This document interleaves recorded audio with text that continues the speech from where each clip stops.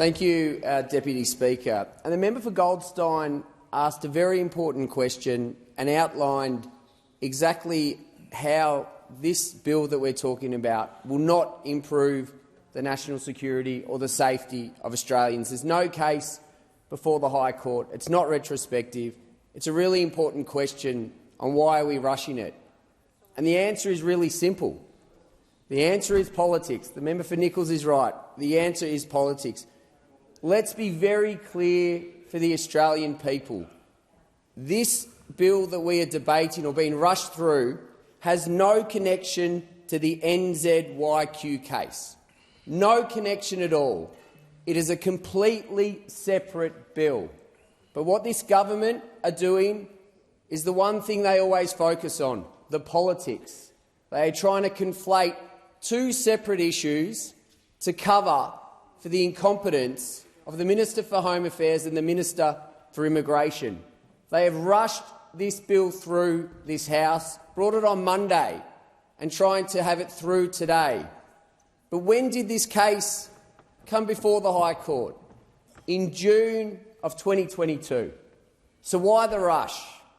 Why the rush? Pure politics. We saw it in question time with the minister playing politics on this important issue. Now, federal governments have two primary responsibilities.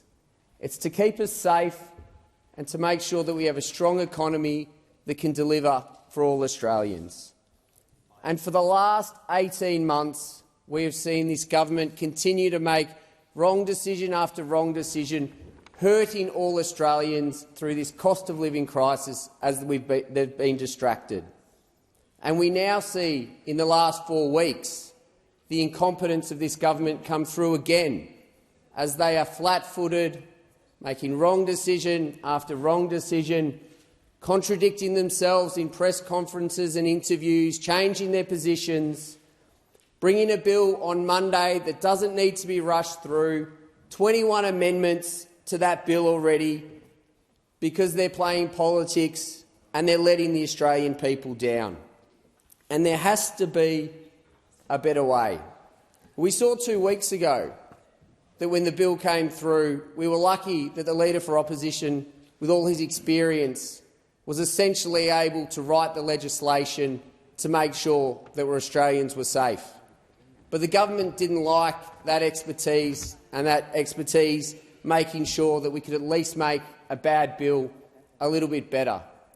So everything we're doing now, as the Leader of the Opposition said previously, is to make sure that none of the Opposition's amendments can be debated, can be voted on or can be discussed. But this bill is a bad bill. It's a provision that allows people who have engaged in torture or have gone overseas to rape children.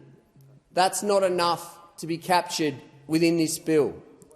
If a person goes to train with a foreign military, or they engage in arms trafficking across borders, or they urge violence against some Australians, some of the clearest possible repudiations of your allegiance to Australia, you don't have to worry.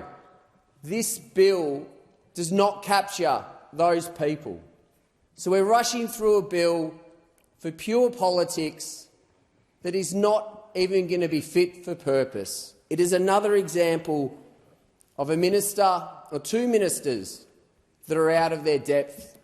It's an example of a Prime Minister who is not across the detail, whether it's the economy, whether it's border protection and national security.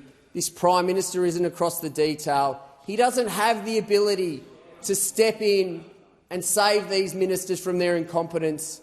And the worst part about this, Deputy Speaker, is that it is the Australian people that will suffer. There is one of the people that have been released, the government don't even know where they are. People could be in danger right now. This government doesn't know where that person is. They've let 141 people out. They're not doing enough to keep the Australian people safe, and all they do is revert back to type.